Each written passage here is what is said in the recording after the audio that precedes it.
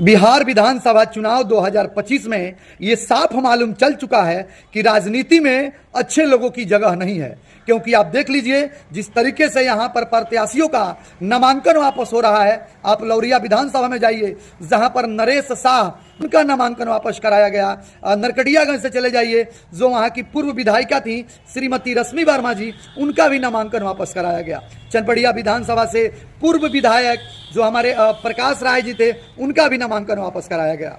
आखिर राजनीति में अगर कोई लड़ना चाहता है तो उसे क्यों बैठा दिया जाता है?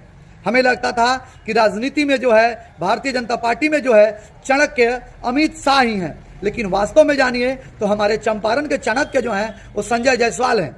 वो डिसाइड करेंगे कि किसको चुनाव लड़ना है और किसको चुनाव नहीं लड़ना है, किसको कहां से टिकट देना है और किसको कब नामांकन वापस कराना है। ये बहुत बड़ी बात है चंपारण वासियों के लिए। कश्यप 2024 का चुनाव लड़ रहे थे, तब भी उनको जो है वैसे ही भाजपा में शामिल कराया गया था। हालांकि अब की बार जो है बिहार की कहानी कुछ और है, ये चुनाव कुछ और है, क्योंकि इसमें जो है एनडीए के नेता घबराए हुए हैं। वरना अगर कोई आदमी चुनाव लड़ना चाहता है तो उसे लड़ने देना चाहिए। ये लोकतंत्र है और सबको जो है अपना अधिकार है कि हम चुनाव लड़ सकते हैं। लेकिन जैसे संजय जायसवाल जी रश्मि वर्मा जी से मुलाकात किए और उनका नामांकन वापस हुआ, इससे यही मालूम चलता है कि संजय जायसवाल ही डिसाइड करेंगे कि कौन चंपारण से चुनाव लड़ेगा, कौन चंपारण से चुनाव नहीं लड़ेगा, किसको कब टिकट देना है।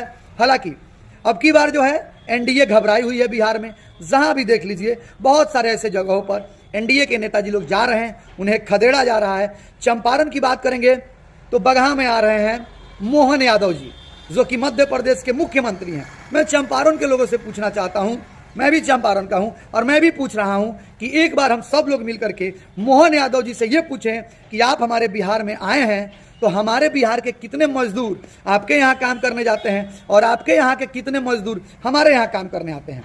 अब जरा देखिए कि चनपटिया में पहली बार जो है प्रधानमंत्री मोदी जी का आगमन हो रहा है। ये बहुत खुशी की बात है। लेकिन अब जो मोदी जी जो आज तक चनपटिया विधानसभा में नहीं आए थे, हालांकि अब तो योगी जी भी आ रहे हैं। योगी जी तो हम सब लोगों के लिए सम्मानीय हैं और योगी जी के कार्यकाल में उत्तर प्रदेश बहुत आगे गया है, इस बात को हम लोग भी मानते हैं। और योगी जी शायद पिछले चुनाव में भी आए थे, लेकिन मोदी जी जो हैं वो बिहार चुनाव में चनपटिया में कभी नहीं आए थे। हालांकि चनपटिया से अब की बार उम्मीदवार जो हैं जनसुराज के मनीष कश्यप हैं और मनीष कश्यप की वजह से जो है चनपटिया में एनडीए घबराई हुई है। क्योंकि कुछ ही दिन पहले अमित शाह जी जो हमारे गृह मंत्री हैं, उनका डायरेक्ट आगमन चनपटिया के कुमारबाग में हुआ था और अब जो है हमारे प्रधानमंत्री नरेंद्र मोदी जी का आगमन चनपटिया में हो रहा है। इससे साफ मालूम चलता है कि भाजपा को जो है चनपटिया का सीट किसी भी हाल में जीतना है, किसी भी सूरत में जीतना है, चाहे उसके लिए अपनी वो पूरी ताकत लगा दें, कोई भी उपाय करें, लेकिन चनपटिया से वो लोग चाह रहे हैं कि अब की बार कैसे भी मनीष कश्यप को हराना है। क्योंकि 2020 में भी अभिषेक रंजन चुनाव लड़े थे, लेकिन उस समय तो मोदी जी चनपटिया में नहीं आए थे। लेकिन ये कहीं ना कहीं मनीष कश्यप का ही डर है कि अब की बार चनपटिया से जो है पूर्ण रूप से भाजपा हार रही है। बाकी आप लोग बताइए, मेरा विचार था कि अगर कोई भी नेता हमारे बिहार में आ रहे हैं उनका स्वागत है, लेकिन एक बार हम बिहारियों का और चंपारण वासियों का कर्तव्य बनता है कि उनसे हम पूछें कि अगर हम आपको वोट देते हैं तो आपकी पार्टी को हम जिताते हैं तो बदले में हम बिहार वासियों को क्या मिलता है। प्लान का तो छोड़ दीजिए, आज जो हमारे रेल मंत्री अश्विनी वैष्णव जी वादा किए थे कि बिहारियों को 12,000 ट्रेन जाएगा।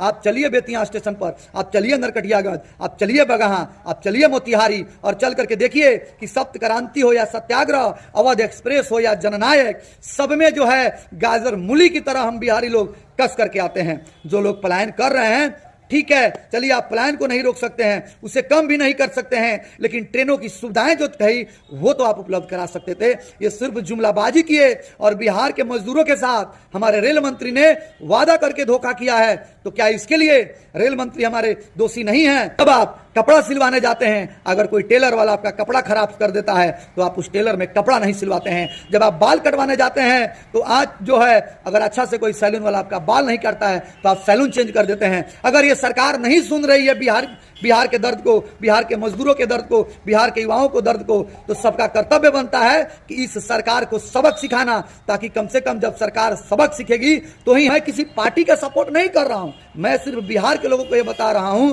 कि अब की बार आप ही लोग बताइए कि क्या हम लोगों ने जिनको मजबूत बना के यहाँ से भेजा, अगर मध्य प्रदेश से मोहन यादव जी आ रहे हैं तो मोहन यादव जी से एक बार आप लोग पूछिएगा कि आपके यहाँ से लोकसभा चुनाव में कितना सीट जिताकर आपने दिया था और हमारे बिहार के लोग कितना सीट जिता करके 2019 में दिए थे, फिर भी हमारा बिहार जो है आज पीछे है। जिस झारखंड को, जब बिहार से झारखंड अलग हुआ तो उस झारखंड को ये बिहार पैसा दिया था बसने के लिए, और आज स्थिति क्या है कि हम बिहार के लोगों को झारखंड में जाना पड़ता है, लेकिन कोई झारखंड से बिहार में काम करने नहीं आता है। ये दुर्भाग्य है हमारे बिहार का। बाकी मेरा राय ये है, आप लोग अपना राय और विचार भी इस वीडियो के प्रति कमेंट करके जरूर दीजिएगा। मिलेंगे हम आपसे अगले वीडियो में, तब तक के लिए जय हिंद, जय भारत।